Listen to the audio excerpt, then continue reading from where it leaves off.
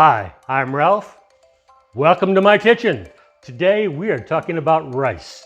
I've had several people contact me about finding out how to make rice correctly. And I can see why they might be interested in doing that. Rice is one of the staple food groups for the whole world. It's pretty cheap. But in these inflationary times, there's a lot of the so-called simple methods, the instant rice, the boil in a bag rice, the little microwavable pouches are so much more expensive than just buying a bag of regular plain rice. For example, this package is 2 servings of rice.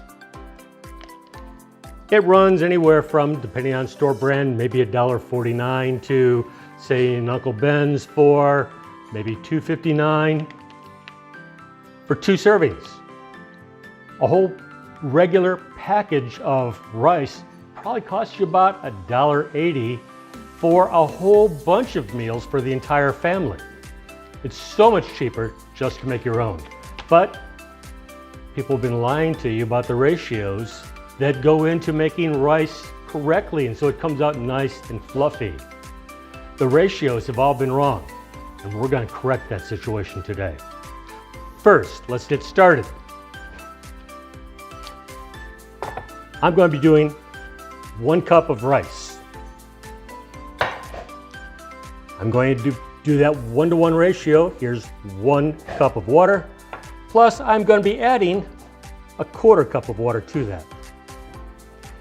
But first, we need to rinse the starch off the rice. So I'm going to be putting the rice into a bowl,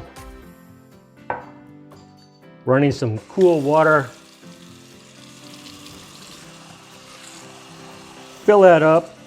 Take your hand like a claw and just kind of swish it around in there. Now you might be hearing a couple of dogs wrestling in the background. I've got my dog, plus we're babysitting a puppy right now, so please try to ignore that. Rinse off all that starchy water.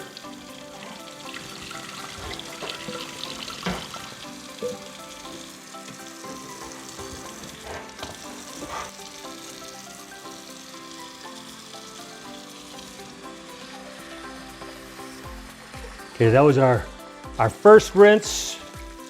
We're going to do it a second time here. What we're looking for is for the water to basically be running pretty clear.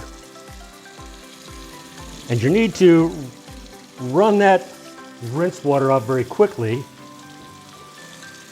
while the starch is suspended in it. Otherwise, it'll start soaking back into the rice itself. And that's what we do not want to have happen.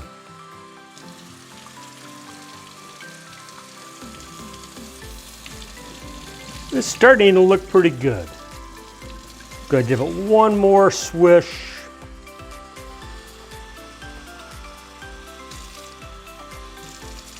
You can see the rice down below here fairly easily. Now I'm going to strain the rice off.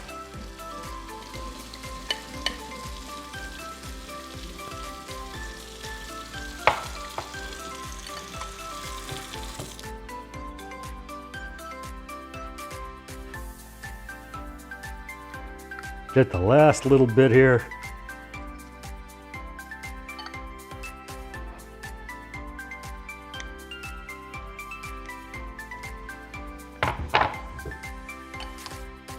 And we're going to let that rest for about 5 minutes to just kind of drain a little bit. Now I've already started heating up the pan just a little bit. It's just on the lowest heat. I don't want the pan to get too hot. I don't want to do this too soon, but I just want to get the pan ready because we're going to be bringing the water up to boil. So give me a couple minutes here for this to drain off, and we will be right back. Okay, we're back. I've had this draining. I'm going to be adding it to, I've got a 3-quart pan here. Putting my water in. Plus an extra 1/4.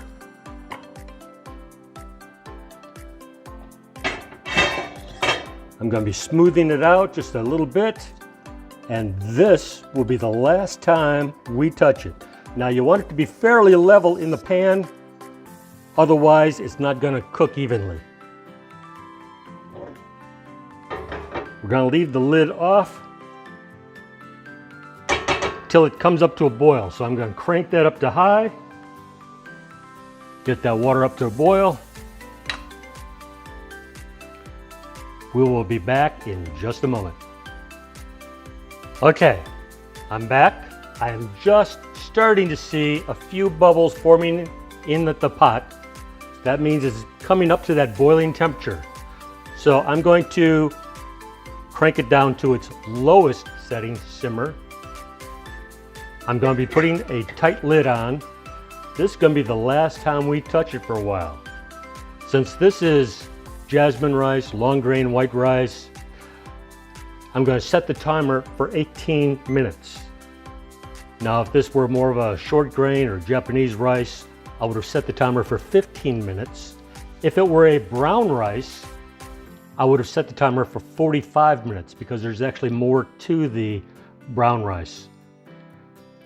White rice is basically the same as brown rice, but with the hull taken off. So there's a little bit more to the grains of brown rice.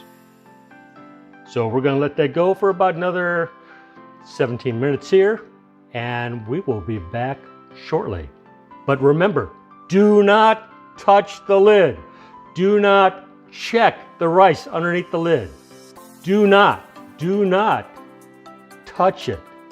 Walk away, let the timer do the work. See you in a minute. Okay, our timer is going off. So it's been in there for 18 minutes. But still, do not check on the rice. Do not lift that lid. All we do now is we turn off the burner. Now the rice is going to be resting with the lid on for the next 5 to 10 minutes. So I'm going to go ahead and reset the timer. And we're going to check on that in about 5 minutes. But while we're waiting, let me just say that if you're enjoying the video, I'd appreciate a like down below. The directions will be down below the video. And if you like what's going on, the content of the videos, please consider giving us a subscription. We get our best ideas for future cooking shows from our subscribers. So please join our team, become one of our subscribers. With that said, we will be back in just a few moments. Okay, we're back. I hear the timer going off. I've had it resting for the last 5 minutes. Time to take the lid off and see what we have. Now, the rice that is down below at the bottom has been closest to the heating element. So it's going to be drier. So we need to just kind of stir it up. And guess what we do now? We put the lid back on and we let it rest for another 5 minutes. So we will be right back. We're back. Timer's going off. Taking the lid off.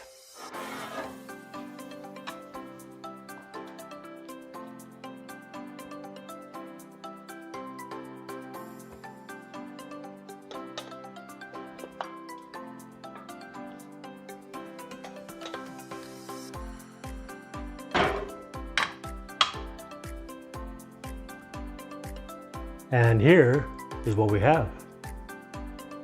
See if we can get a little bit better view from over here.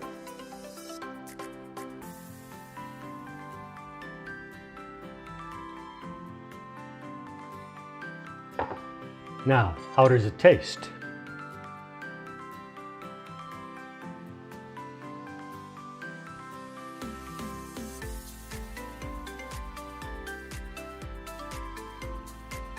That's very good.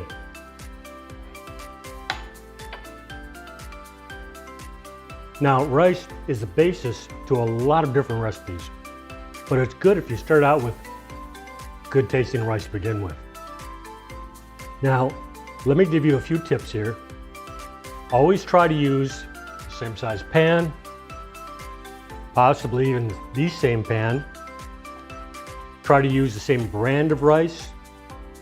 And for consistency, that will help a whole lot to get the same kind of results every time. And you might prefer using an extra half cup of water instead of an extra quarter cup of water. Now, let's say you have a large family, you want to make more rice than what I just made. It's a 1-to-1 for the rice itself, but then you only need to add that extra quarter to a half on top of it, because it doesn't matter how much rice you put into the pan, it's going to be about the same amount of evaporation each and every time. So you don't have to do 2-to-1 or 1.5-to-1, because your ratios get thrown way off as you increase. Actually, the more you increase, the closer percentage-wise you're going to be getting to that 1-to-1. Another final tip. We in our family always like to make a lot more than what we need for that particular meal, because my family loves to take the leftovers and turn them into rice pudding. But that'll be for another day. If you're enjoying the video, I hope you are, consider checking us out down below. I've also got a website you might want to look into, ralphknowsfood.com. And with that said, appreciate you being here. See you the next time. Bye-bye.